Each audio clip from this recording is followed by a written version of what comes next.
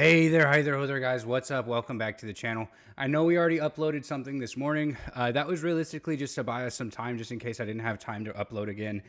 But it was a little low effort. I made it last night while I was super tired. So I wanted to give you guys the Resident Evil Requiem showcase. Cover a few things. We're not going to watch it one for one. If you want to go watch it, it is on IGN. I think Capcom also posted it to their YouTube. But there's a few key things in here that I really wanted to show. Okay, so first, when you look at this clip right here real quick, what do we see here? We see that you can now essentially aim down sights in Resident Evil, right? I myself am ecstatic for that because playing through Resident Evil 7 and 8, it is kind of a pain in the ass to like aim like you do in Fallout 3, a game from like 2007, 2009, 2010 even. And it's just, it takes away from the immersion for me. Now, a few more things that we're going to be covering is that they do cover the fact that Leon is going to be full of action. His sequences are, right? Whereas Grace is going to be more like stealthy, horror survival classic, where you're running through like very light ammo and stuff, and you have to be scarce and you have to make a decision between shooting and running. All right. Awesome, because that means that we will be able to choose, sorry, there's an ad.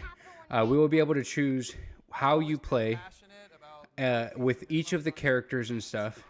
And on top of that, you'll be able to satisfy both of your gameplay styles if you're somebody that likes to go for both.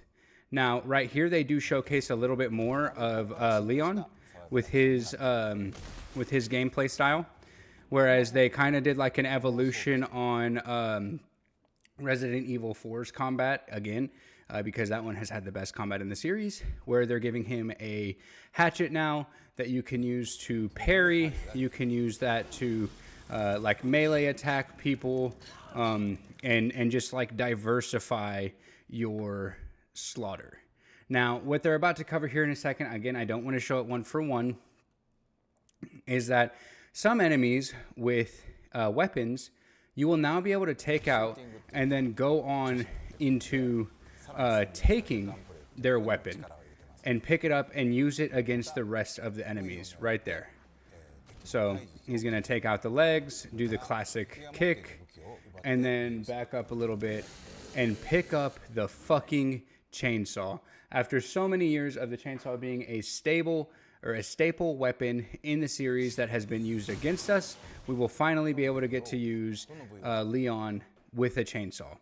Now, a lot of this is going to focus on the main classic Resident Evil 4, where you stun an enemy and then you go in and you go for the kick and the melee attack. That's all fine and dandy. I'm more of a shooty kind of guy. Whenever it comes to these games, I don't really like using the melee weapons. And then here it's going to, identify and highlight that, she's out of ammo, so you have to make a decision to run. But at the same time, okay, so there may not be a lot of heavy weaponry in Grace's, but as one symbolic weapon is going to be the Requiem, which is essentially the magnum for the game. So you are able to like shoot it through multiple enemies. But before we get there, well, I guess we already got there. But another thing that they've also pinpointed is that the zombies have kind of evolved, right?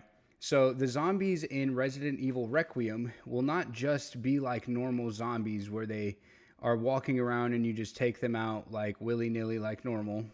They're going to kind of participate in their actions from before they were zombies, right? So you have a maid that walks around and she'll be cleaning. You have a butcher that's continuing to butcher meat right here, right? Nice that they add the little cheeky talking. But what this mainly points out is that you'll be able to watch the zombies. If you don't want to just like run through and you want to take your time, you can watch their patterns and their characteristics to kind of get around them easier. and to avoid getting into an all-out brawl with these guys, right? If you're just wanting to do like like a passive mode gameplay where you don't want to run in and just run around and run and gun, which I don't know why you would want to do that, but hey, to each their own, right?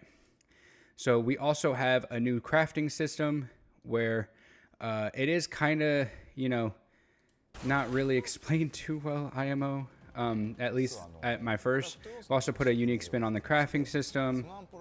In order to create specialized injectors, you'll need to use infected blood.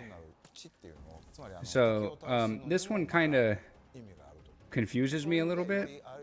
So you'll be able to make the hemolytic injector. I hope that these are not affected by it. We also see makeshift knife, scrap, handgun ammo. This clearly uses some scrap and some infected blood. We have our inventory up there. We've incorporated and expanded on various elements to make the gameplay more akin to Resident Evil 2. Which I don't really know how that makes it akin to Resident Evil 2, but it is what it is. It just takes out the zombie and explodes it, which is pretty cool. Don't get me wrong. Yeah, that's pretty neat. That's pretty neat.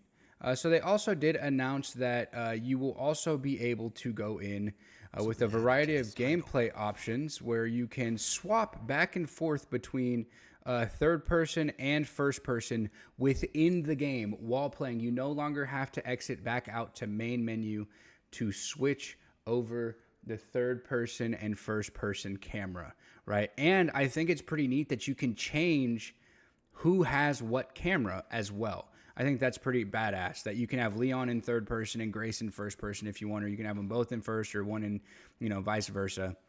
They also cover a few other things, whereas they have a variety of difficulties now where if you do casual, you'll have kind of like an aim assist aimbot. You have standard modern where it's just like Resident Evil 7, 4, 8, 2, and 3. And then you have standard classic where they gave the example of in Grace's experience, you will have to have ink cartridges to be able to save on the typewriter, which is going to give like a more classic feel to the whole gameplay and everything. Now, the whole rest of it, they just kind of cover that they did some collabs. So they did a collab with Porsche to make like a one-for-one actual Porsche replica car for the game, so it's more realistic. They also worked with Porsche to get the inside models and everything. Another thing that they worked with is Hamilton watch. They did replica watches of each character's watch in the game, whereas Grace has one specific design, Leon has another. So you can see Grace's right there. Let's go ahead and see what it is. Yeah, and so this one is Leon's, which is a really nice watch. Like, don't get me wrong, it looks like the classic, like, Navy SEAL. I was a combat veteran of 16 tours. I have over 2 million confirmed kills. You don't want to mess with me kind of vibe to it. And then there's this one for Grace, which is more of like a classic niche. Not niche, but like a classic, sleeker look, in my opinion. Very nice, very nice. They went over the pre-order bonuses. So when you pre-order, you will receive... What's going on here? In the deluxe edition, you have the main game. Then you have 5 costumes, 3 for Leon, which is bizarre to me. You have 2 screen filters, like a dark bluish one and then a black and white. 2 charms for your guns, files, and an audio pack. Not really sure what that is. Camos for the guns. As well as they displayed Lady Dimitrescu's costume for Grace, which is kind of bizarre that they made her just because they, have such a staple character that they can't use anymore after her being laid out. And then we get the pre-order costume for Grace and the Apocalypse costume, which gives us a nice sneak peek at one of the SMGs in the game. Very, very nice there. And then we get a last thing where we get the platforms that it'll be on. It's going to be on PS5, Xbox Series X and S, Steam, Switch 2, Epic Game Store, and GeForce Now, where you can stream for NVIDIA, which is just terrible because it's just another way for them to try and not sell, graphics cards and everything. So let me not get too into that.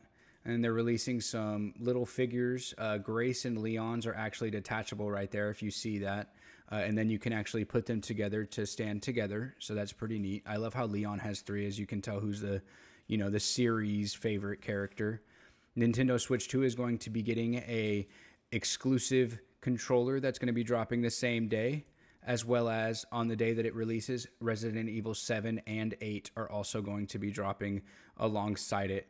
And then they announced that because Resident Evil is hitting its 30th anniversary, they're going to be doing some concerts and everything. Here's a little bit of that information.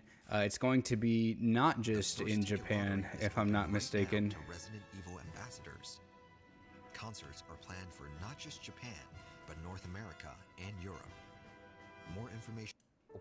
And then they kind of give us like a sneak peek at some more of the story. I don't really want to cover that. If you want to watch that, though, go ahead. Go back and watch it over on IGN or over at, Capcom and stuff, wherever it's posted on YouTube. And that's really about it, guys. It looks fantastic. I'm fucking excited. I'm going to be playing it the same night that it comes out. I hope that you guys will be as well. And yeah, are you guys excited? Does it look good to you? Does it look gimmicky? Does it look stupid? Are you going to be playing it? Let me know. Hit that like, hit that comment, hit that share, please. Get us out there. We streamed for like 4 hours today. I was really excited to see a lot of you guys there. And I hope and appreciate all of you that did come out, and hope that the rest of you will come out the next time. Anywho, I appreciate you for stopping by. I don't want to take up too much of your time. Y'all have a good one. I'll see y'all tomorrow. Peace.